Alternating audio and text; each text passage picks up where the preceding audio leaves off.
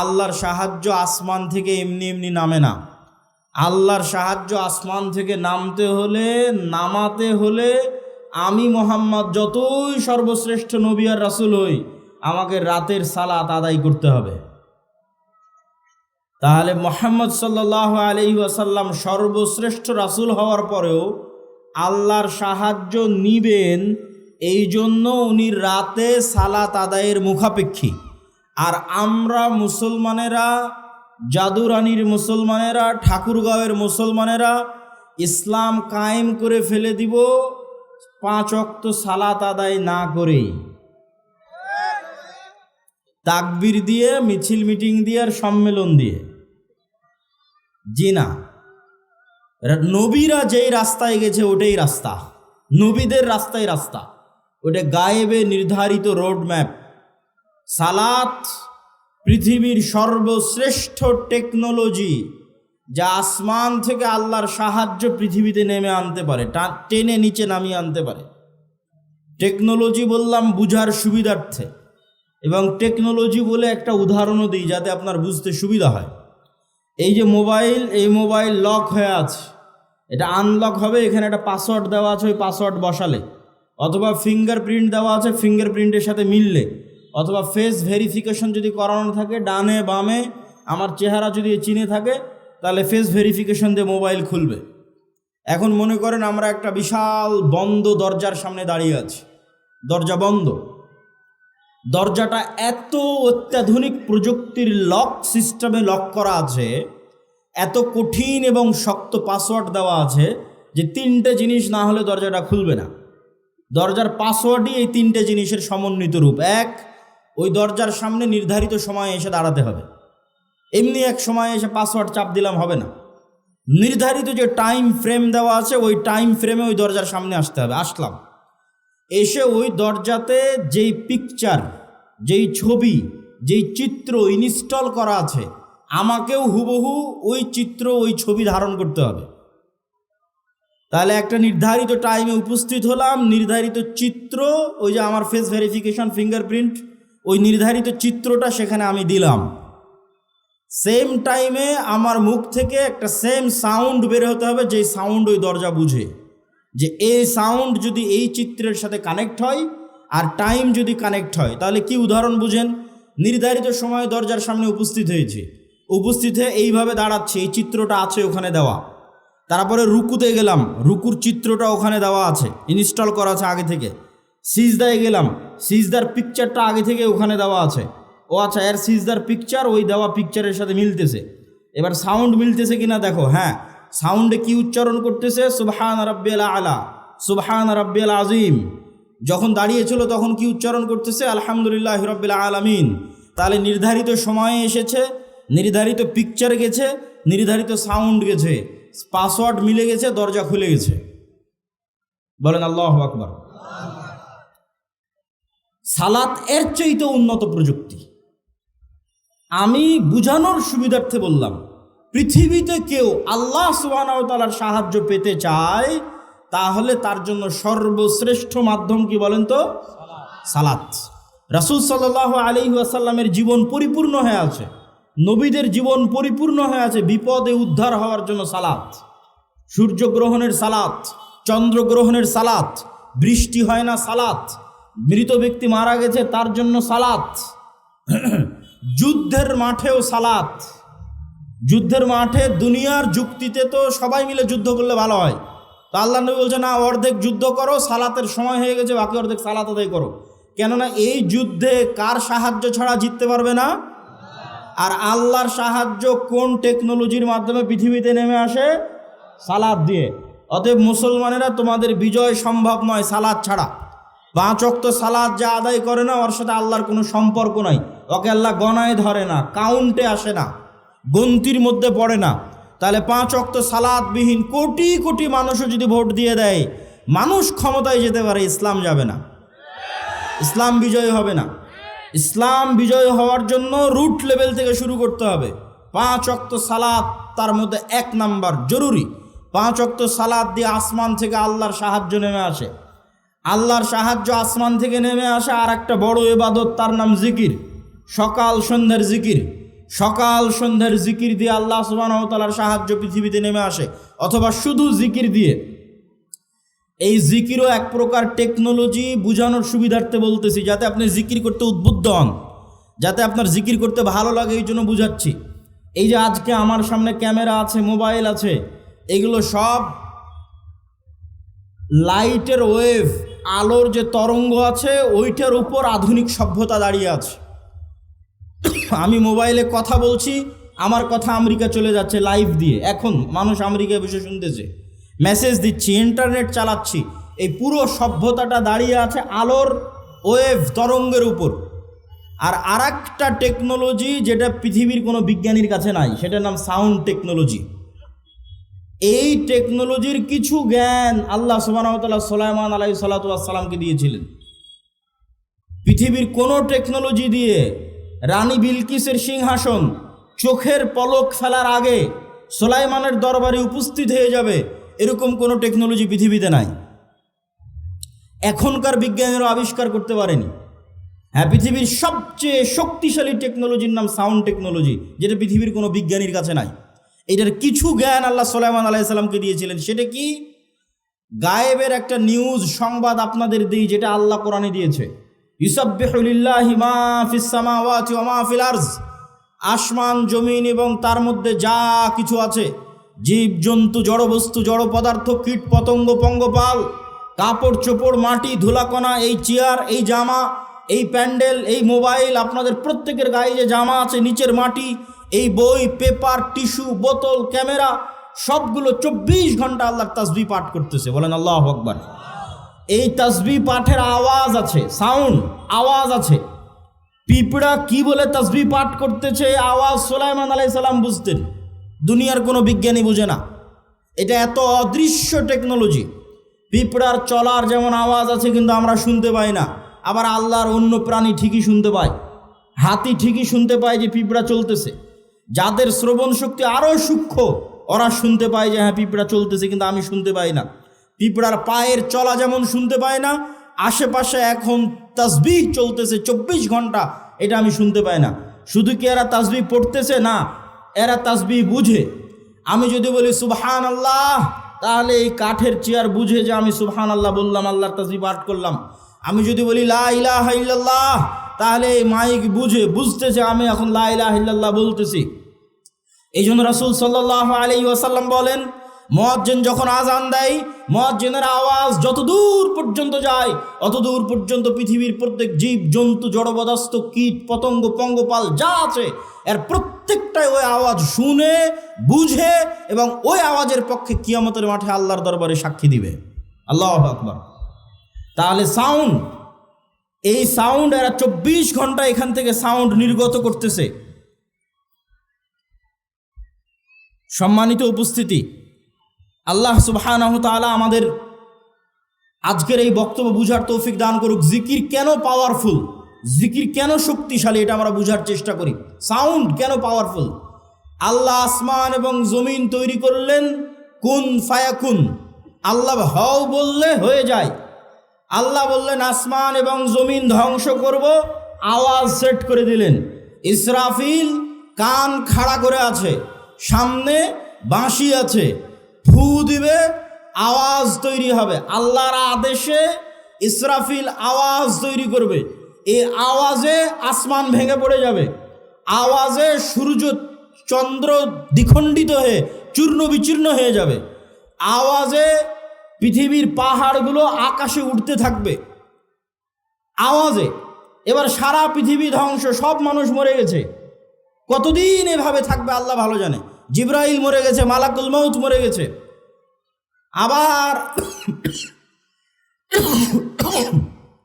আবার আর একটা আওয়াজ হবে, সেই আওয়াজে পৃথিবীর সব মানুষ জীবিত হয়ে উঠবে। আওয়াজ কত পাওয়ারফুল হতে পারে যে আওয়াজে সব ধ্বংস হয়ে গেল, আবার আওয়াজে সব জীবিত হয়ে উঠতেছে। আওয়াজ এত পাওয়ারফুল।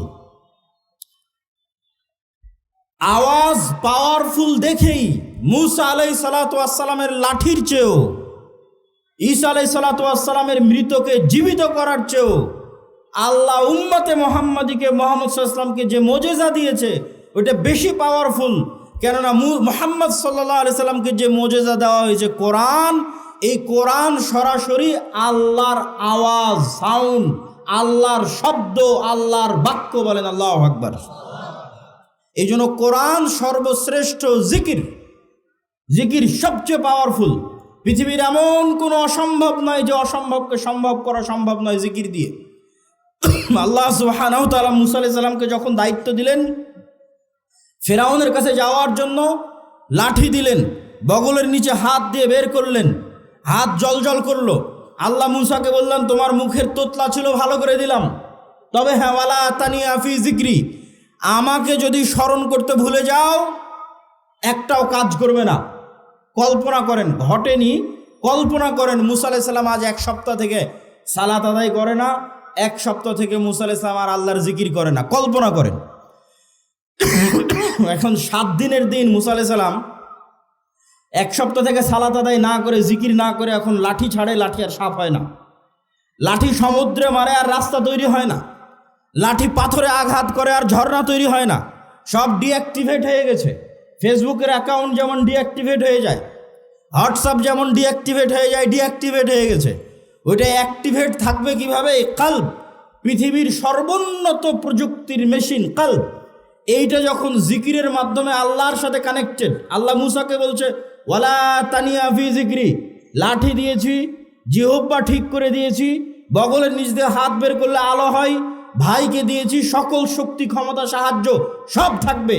তোমার অন্তর যদি আল্লাহর সাথে জিকিরে কানেক্টেড থাকে তো লাঠি সমুদ্রে মারলে রাস্তাও তৈরি হবে, লাঠি পাথরে আঘাত করলে ঝর্ণাও তৈরি হবে। যত টেকনোলজি তোমাকে দেওয়া আছে সব অ্যাক্টিভেট থাকবে, কেননা তুমি আল্লাহর সাথে জিকিরের মাধ্যমে কানেক্টেড ছিল। বলেন আল্লাহু আকবার। এই জন্য জিকির সবচেয়ে পাওয়ারফুল টেকনোলজি। জাকারিয়া আলাইহিস সালাতু ওয়াস সালাম বলেন, আল্লাহ আমার সন্তান দরকার। আল্লাহ বললেন সন্তান হবে। জাকারিয়া আলাইহিস সালাতু ওয়াস সালাম নিজেই বিশ্বাস করতে পারেন না সন্তান হবে। বলেন আল্লাহ আলামত বলেন। আল্লাহ বলেন আলামত হচ্ছে সকাল সন্ধ্যায় জিকির করবে, এটাই আলামত, এটা দিয়েই তোমার সন্তান হবে। এই বার্ধক্য বয়সী বন্ধা স্ত্রীর সন্তান হয়ে যাবে আল্লাহর জিকিরের মাধ্যমে, সকাল সন্ধ্যার জিকিরের মাধ্যমে। সম্মানিত উপস্থিতি, তাহলে আমাদের 3 নাম্বার পয়েন্ট শেষ। 1, মুসলমানদের বিজয়ের জন্য ঈমান বিল গায়বে ইয়াকিন লাগবে। 2, আল্লাহর সাহায্য ছাড়া বিজয় হয় না। 3, আল্লাহর সাহায্য পৃথিবীতে আনার জন্য সালাত লাগবে, জিকির লাগবে, ইবাদত লাগবে। নামাজ না পড়ে, নবী রাসূলের সুন্নাতের অনুসরণ না করে কেউ বলবে আমি ইসলাম এবং মুসলমানদের বিজয় করব, কালেমার পতাকা বিজয় করব, আর নিজের উপকার হতে পারে, ইসলাম এবং মুসলমানদের বিজয় হবে না। আর 2টা পয়েন্ট দিয়ে বক্তব্য শেষ। তারপরে যদি আপনাদের কোনো প্রশ্ন উত্তর থাকে 5 মিনিট প্রশ্ন উত্তর, তারপরে পাগড়ি পরিধান। 2টা কি? সত্যবাদিতা, ন্যায়পরায়ণতা, জ্ঞান এবং শিক্ষা। এই যেমন মোবাইল তৈরি করেছে, এই মোবাইল যারা তৈরি করেছে, এই মোবাইলের একটা বাটন আছে ফ্ল্যাশ লাইট জ্বালানোর জন্য। এই যে চাপ দিলাম ফ্ল্যাশ লাইট জ্বলতেছে। এখন এই মোবাইলের এই ফ্ল্যাশ লাইটে যদি হিন্দু চাপ দেয় জ্বলবে না? জ্বলবে না। যদি খ্রিস্টান চাপ দেয় জ্বলবে না? জ্বলবে না। মুসলমান চাপ দিলে না, ওকে বলা আছে যে হিন্দু চাপ দিলে জ্বলবি না, মুসলমান চাপ দিলে জ্বলবি, বা মুসলমান চাপ দিলে জ্বলবি না, হিন্দু চাপ দিলে জ্বলবি না। আল্লাহ নিজে এই পৃথিবীকে একটা ফাংশনের উপর ডেভেলপ করেছে। এই পৃথিবীতে আল্লাহর কিছু মূলনীতি আছে। যেমন আল্লাহ পৃথিবীতে আগুন তৈরি করেছে জ্বালানোর জন্য। আল্লাহ পৃথিবীতে ছুরি, লোহা ধার দিলে মানুষকে কাটবে। এখন লোহা, ছুরি ধার দিয়ে তরবারি বানিয়ে যদি আল্লাহর নবীর চাচা হামজার গলাতেও চালানো হয় তো ছুরি বলবে না যে না এটা তো হামজার গলা, চলবো না। চলে গেছে, হামজা মরে গেছে, শহীদ হয়ে গেছে। বদরে, উহুদে, খন্দকে অসংখ্য সাহাবী শহীদ হয়েছে। তো কই ছুরি তো থামেনি যে না এটা অমুকের গলা, চলবো না। জি না, আল্লাহ যেটার উপর পৃথিবীকে যেই কাজের জন্য সৃষ্টি করেছে, যেই সিস্টেমের উপর ডেভেলপ করেছে, ওটা এখন যে ব্যবহার করবে অরটাই কাজ করবে। ব্যবহার করুক এখন কাফের, মুশরিক, মুনাফিক, আর ব্যবহার করুক মুসলমান, মুত্তাকি, আল্লাহওয়ালা, সেটা দেখার বিষয় না। হ্যাঁ, আল্লাহ নিজের নিয়ম ভাঙ্গেন, নিজের তৈরি করা নিয়ম ভাঙ্গেন। যেমন আগুনকে তৈরি করা হয়েছে জ্বালানোর জন্য, তো ইব্রাহিমকে জ্বালায়নি, কিন্তু ওই আগুনই আবার ঠিকই সূরা বুরুজে আসহাবুল উখদুদ পুরো একটা জাতিকে, মনে করেন পুরো জাদুরানির সব মানুষকে জ্বালিয়ে দিয়েছে। সবাই মুমিন, আল্লাহ নিজে বলছে সব জ্বলে মরে গেছে, থামায়নি। সম্মানিত উপস্থিতি, তাহলে আল্লাহ এই পৃথিবীকে ডেভেলপ করেছে 2টা ফাংশন দিয়ে নেতা হওয়া যায়। মুসলমানেরা যদি বলে আমরা আজ থেকে গোলাম থাকতে চাই না, নেতা হতে চাই, তাহলে পৃথিবীতে দুটো ফাংশন আল্লাহ দিয়ে রেখেছে নেতা হওয়ার জন্য। একটার নাম জ্ঞান ও শিক্ষা, আর একটার নাম সত্যবাদিতা ও ন্যায়পরায়ণতা। জ্ঞান শিক্ষা মনে করেন একটা বাটন, এই জ্ঞান শিক্ষার বাটনে চাপ দিলেই নেতা বের হয়ে আসবে, মোবাইলের মতো। এখন জ্ঞান শিক্ষার বাটনে যদি ইউরোপ আমেরিকার ইহুদি খ্রিস্টান জ্ঞান অর্জন করে, আর জাদুরানির যুবক যদি বলে আমি free fire, PUBG, BPL, IPL, জুয়া, অনলাইন বেটিং, নেশা, বিড়ি, সিগারেট এগুলো নিয়ে ব্যস্ত থাকবো, তাহলে আল্লাহ বলবে না যে এই জ্ঞান শিক্ষা ইহুদি খ্রিস্টানরা অর্জন করছে, ওকে নেতা বানাবো না। আমার জাদুরানির একটা জুয়াখোর, নেশাখোর মুসলমান আছে, ওকে নেতা বানাবো। আল্লাহ এটা করবে নাকি? আপনাদের কি মনে হয় আল্লাহ এটা করবে? জি না। ফাংশন যে ইউজ করবে তার জন্যই কাজ করবে। অতএব তোমরা যদি বলো আমাদের নেতা হতে হবে, আজাদি থেকে গোলামি থেকে মুক্তি দরকার, আজাদ হতে হবে, জ্ঞান অর্জন ছাড়া পৃথিবীতে আর দ্বিতীয় কোনো রাস্তা নাই। নেশা এবং জুয়া দিয়ে মানুষকে গোলাম বানানো যায়। যদি পুরো একটা সমাজকে নেশাগ্রস্ত, জুয়াগ্রস্তে আসক্ত করে দেওয়া যায়, বিশেষ করে ইয়াং জেনারেশনকে, এরা জ্ঞানও অর্জন করবে না, প্রশ্নও করবে না। শরীফ ওসমান হাদি যদি জুয়াগ্রস্ত, নেশাগ্রস্ত হতো, আয়সা জ্ঞানও অর্জন করতো না, প্রশ্নও করতো না, তাহলে নিশ্চিন্তে রাজত্ব ঠিক থাকতো। 2 নাম্বার কি? ন্যায়পরায়ণতা এবং সত্যবাদিতা দিয়ে নেতা তৈরি হয়। মিথ্যা, ধোঁকা, দুর্নীতি, গোলামির চিহ্ন। মুসলমানদের ওপর গণতান্ত্রিক সিস্টেম এবং সুদ, এই দুটো চাপিয়ে দেওয়া আছে গোলাম তৈরি করার জন্য। গোলাম তৈরির কারখানা কিভাবে তৈরি হবে? গণতান্ত্রিক রাজনীতির কৃষ্টি কালচার এত নিকৃষ্ট, এক দলের সাথে আর এক দলের জোটের আসন ভাগাভাগি তো বহু পরে। এক আসনের একই দলের 5 জন মনোনয়ন প্রার্থী যদি লবিং না করে, যদি লিয়াজু না করে, যদি টাকা পয়সার লেনদেন না করে, যদি মিথ্যা বলে আর একজনকে নিচে তার দুর্নাম করে নিচে নামাতে না পারে, যদি ধোঁকাবাজির অভিনয়ের গেম না খেলে, ও জীবনে কোনোদিন মনোনয়ন নিয়ে আসতে পারবে না। তাহলে মনোনয়ন নিয়ে আসার জন্য প্রত্যেক যেই রাস্তার মধ্যে দিয়ে ওই যাচ্ছে, ওই রাস্তাটা হচ্ছে ধোঁকা, দুর্নীতি, 2 নম্বরই রাস্তা। প্রতি মুহূর্তে নিজের আত্মমর্যাদা বিক্রি করে ওই রাস্তায় চলতেছে। তাহলে এই রাস্তায় গিয়ে যদি 300 জন এমপিও নির্বাচিত হয়ে আসে এবং আপনাদের দৃষ্টিতে এই 300 জন নেতা হিসেবে গণ্য হয়, আল্লাহর কসম করে বলছি, আল্লাহর দৃষ্টিতে এই 300 জন গোলাম। কেননা যে কালচারের মধ্যে দিয়ে উঠে এসেছে, এটা গোলাম তৈরির কারখানা। ওকে যে এই কালচারের মধ্যে দিয়ে উঠে এসেছে, ওকে টাকা দিয়ে ভারতও কিনে নিতে পারবে, ওকে টাকা দিয়ে আমেরিকাও কিনে নিতে পারবে। আর যখনই সত্যবাদী ন্যায়পরায়ণ হবে, লবিং লিয়াজু নয়, জ্ঞান অর্জন করেছে, জ্ঞানকে বিক্রি করবে না, শতভাগ সত্য বলবে, শতভাগ ন্যায় প্রতিষ্ঠা করবে, এরকম একটা নেতাও যদি বের হয়ে আসে, তাহলে ওকে ওই যে ওসমান হাদির মতো গুলি করে উড়িয়ে দিবে। এই নেতাকে ভয় পায় পৃথিবী, ভয় পায় দুনিয়া, ভয় পায়। তবে ওই নেতা হওয়া যাবে। 2টা শর্ত দিয়েছি, জ্ঞান অর্জন করতে হবে প্রচুর, এবং এই জ্ঞানকে বিক্রি করা যাবে না, শতভাগ আমানতদার, শতভাগ ন্যায়পরায়ণ হতে হবে। ন্যায় প্রতিষ্ঠা করাই 80% ইসলাম প্রতিষ্ঠা করা। ন্যায় প্রতিষ্ঠা করাই 80% ইসলাম প্রতিষ্ঠা করা। সালাতও ইসলাম, হজও ইসলাম, পর্দাও ইসলাম, অবশ্যই জরুরি। কিন্তু কল্পনা করেন এই জাদুরানির সব মানুষ সালাত আদায় করে, সব মহিলা মানুষ বোরখা পরে, কিন্তু এই জাদুরানির ওই নামাজি, ওই আল্লাহওয়ালা, ওই হাজি, ওই ওমরাকারী ব্যক্তিটা তার ওই পর্দাশীলা বোনকে বাপের সম্পত্তিতে ন্যায়ের সাথে ভাগ দেয়নি, তো কিসের হাজি? ও তো মুনাফিক। ন্যায়ের মানদণ্ডে যে টিকবে না, সে প্রকৃত মুমিন নয়, সে মুনাফিক। বাহ্যিক ইসলাম দিয়ে সে ধোকা দিচ্ছে, আল্লাহকে ধোকা দিতে চাচ্ছে, মানুষকে ধোকা দিতে চাচ্ছে, নিজেকে ধোকা দিচ্ছে। প্রকৃত ঈমান কোনটা? লা ঈমান লিমান লা আমানাত লাহু। যে কালবে একবার ঈমান ঢুকে গেছে, আল্লাহর বিশ্বাস ঢুকে গেছে, ওই কালবে ধোকা ঢুকতে পারে না, ওই কালবে আমানতের খেয়ানত ঢুকতে পারে না। তাহলে সে যে আমানতের খেয়ানত করছে, ওসি, ডিসি, এসপি, মন্ত্রী, মিনিস্টার, এসিল্যান্ড, সাব রেজিস্ট্রার, আলেম ওলামা, মসজিদ, মাদ্রাসা, কমিটি সভাপতি, রাজনৈতিক দলের নেতা, যে যে যার জায়গায় দায়িত্বে আছে, আমানতের যে খেয়ানত করে তাদের ঠিকই সালাত আদায় করে, ঠিকই হজ করে, ওমরা করে, এরা হচ্ছে মুনাফিক। এই জন্য সত্যবাদিতা, ন্যায় পরায়ণতার মানদণ্ডে উত্তীর্ণ না হলে নেতা হতে পারবেন না। বক্তব্য শেষ করে দিচ্ছি। 5টা পয়েন্ট আজকে আপনাদের সামনে তুলে ধরেছি। 1, ইমান বিল গায়েবে ইয়াকিন লাগবে। গায়েব মানে ফেরেশতা, গায়েব মানে পরকাল, গায়েব মানে জান্নাত জাহান্নাম, গায়েব মানে কবরের আযাব। এগুলো যেন আপনি চোখে দেখতে পাচ্ছেন। আপনি যেন এখন জান্নাতে আছেন, আপনি জান্নাতের সর্বনিম্ন স্তরে আছেন, যে সর্বনিম্ন স্তরে আল্লাহকে দেখাই যায় না, মাসকে মাস, বছরকে বছর। তো আপনার আফসোস হচ্ছে যদি আরেকটু জিকির করতাম, আরেকটু উপরের জান্নাতে যেতে পারতাম। তথা দুনিয়ার জীবন কিছুই নয়, এটা সফরের মধ্যে একটা বিরতি মাত্র। আজকে ঢাকা থেকে বিমান হয়ে জাদুরানিতে এসেছি।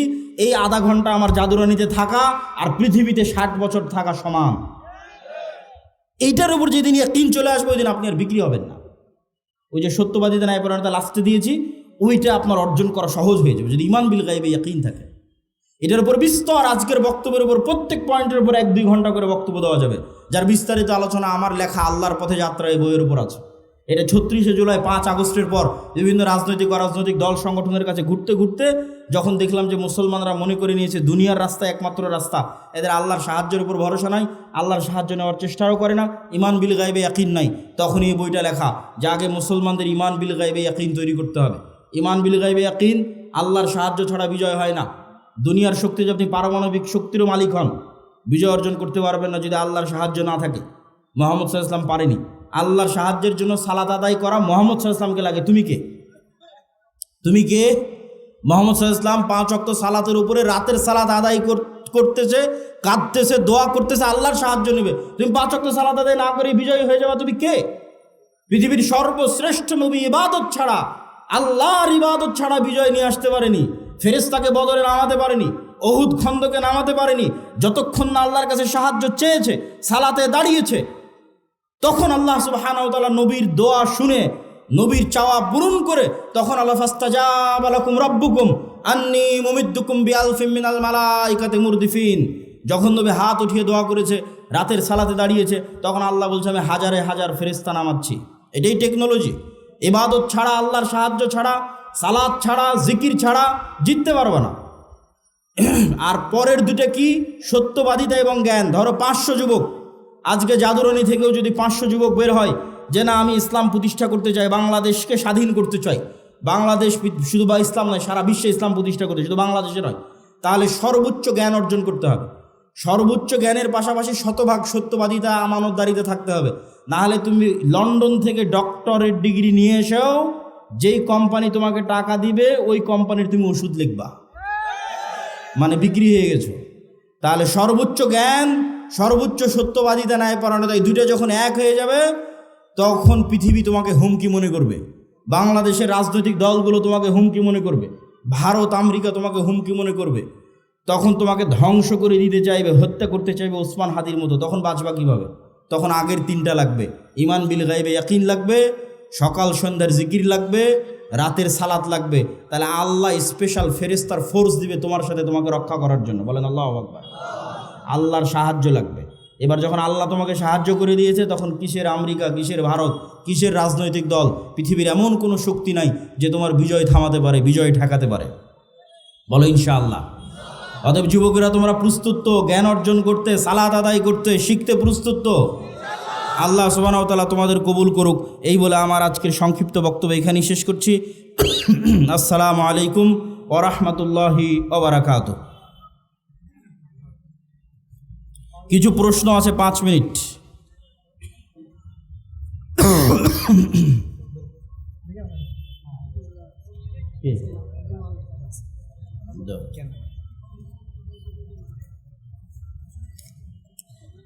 আসসালামু আলাইকুম শায়েখ, আপনি ইদানিং বিভিন্ন জায়গায় রাজনীতি নিয়ে বক্তব্য দিচ্ছেন, যা নিয়ে অনেকে সমালোচনা করছে, এই বিষয়ে কিছু বলবেন? যতগুলো প্রশ্ন আসছে তার মধ্যে এটা অনেক গুরুত্বপূর্ণ একটা প্রশ্ন।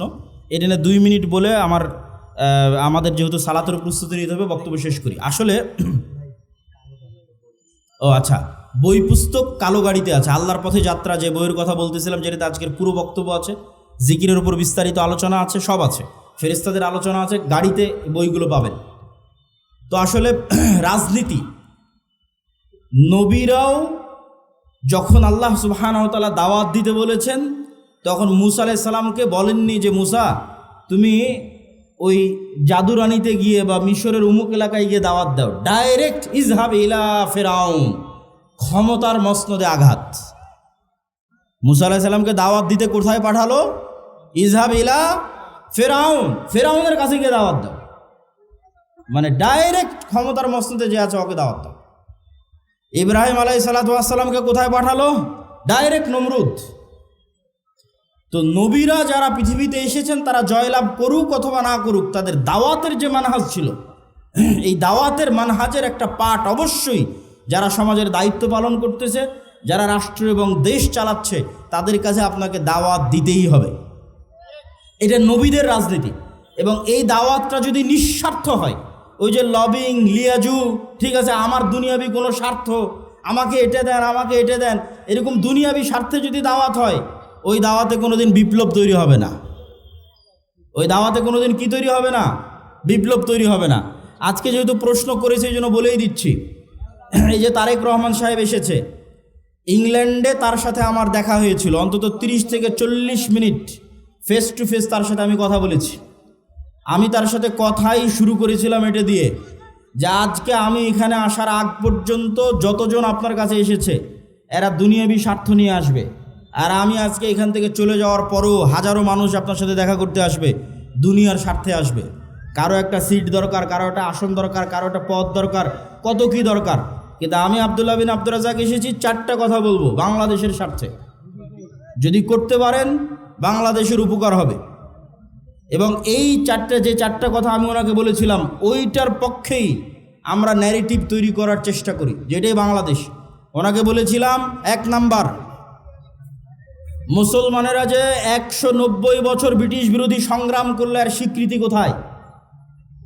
1797 সালের 23শে জুন থেকে 1947-এর 14 বা 15 আগস্ট পর্যন্ত 190 বছর ভারতের মুসলমানেরা ঠিকই, ভারতের হিন্দু এবং মুসলমানেরা সবাই যে ব্রিটিশ বিরোধী আন্দোলন করেছে তার স্বীকৃতি আছে। পাকিস্তানের মুসলমানেরা যে ব্রিটিশ বিরোধী আন্দোলন করেছে তার স্বীকৃতি আছে। তো বাংলাদেশের মুসলমানেরা কি করেনি? তিতুমির কে তাহলে? হাজি শরীয়তুল্লাহ কে তাহলে? এখানে যে ব্রিটিশ বিরোধী 1857-তে যে হাজার হাজার মুসলমান জীবন দিল, তাদের স্বীকৃতি কই? অতএব 1947-এর রাষ্ট্রীয় স্বীকৃতি দিতেই হবে। 1947 নাই মানে এই দেশে মুসলমানদের 190 বছরের ব্রিটিশ বিরোধী আন্দোলনের কোনো স্বীকৃতি নাই।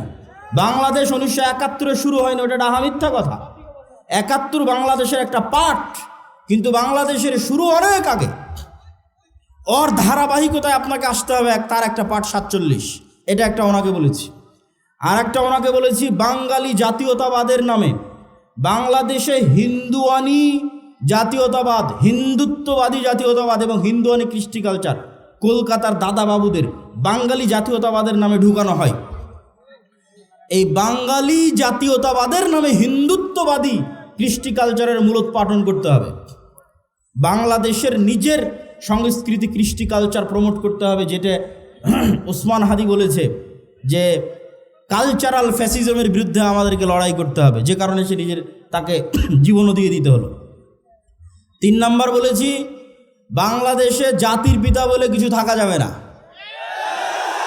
আগে যারা ছিল তাদের জাতির পিতা ছিল শেখ মুজিবুর রহমান। আপনারা আসবেন, আপনারা এসে বলবেন জাতির পিতা জিয়াউর রহমান, এটা চলবে না। আপনি এতটুকু করতে পারেন, এই পুরো বাংলাদেশ তৈরিতে যাদের অবদান আছে তাদের সবাইকে সমান একটা মর্যাদার জায়গায় দিতে পারেন। ফাউন্ডার ফাদার্স এরকম একটা মর্যাদার জায়গায় দিতে পারেন, যেখানে শেরে বাংলা একে ফজলুল হকও থাকবে, হোসেন শহীদ সোহরাওয়ার্দীও থাকবে। এই অঞ্চলের মুসলমানদের যে ধারাবাহিক আন্দোলনের স্বীকৃতি আছে সেটার স্বীকৃতি থাকবে। 4 নাম্বার বলেছি অত্র অঞ্চলে ভারতীয় আধিপত্যের যে হেজিমনি, কালচারাল হেজিমনি, তার যতগুলো চিহ্ন আছে তার মধ্যে একটা বড় চিহ্ন হচ্ছে রবীন্দ্রনাথ ঠাকুরের শিরকি জাতীয় সঙ্গীত। এই জাতীয় সঙ্গীত বাদ দিয়ে দিতে হবে। তো আমরা দাওয়াত দেই, আমরা কথা বলি, দুনিয়াবি কোনো স্বার্থ নয়। আলহামদুলিল্লাহ, আলহামদুলিল্লাহ, দুনিয়াবি কোনো স্বার্থ নয়। এবং বিশ্বাস করি যে বাংলাদেশে একদিন পূর্ণাঙ্গ বিপ্লব করা সম্ভব। আমি পূর্ণাঙ্গ বিপ্লবের স্বপ্ন দেখি চীন মৈত্রী সম্মেলনে যেখানে বাংলাদেশের সকল রাজনৈতিক দলের নেতারা ছিল, ওখানে আমার 7 মিনিটের বক্তব্য শুনে দেখিও আমি পূর্ণাঙ্গ বিপ্লবের ডাক দিয়েছি। তাতে 30 বছর লাগুক, 50 বছর লাগুক, কিন্তু বাংলাদেশে সম্ভব। কেন সম্ভব? যদি সম্ভব না হতো আমি বলতাম না।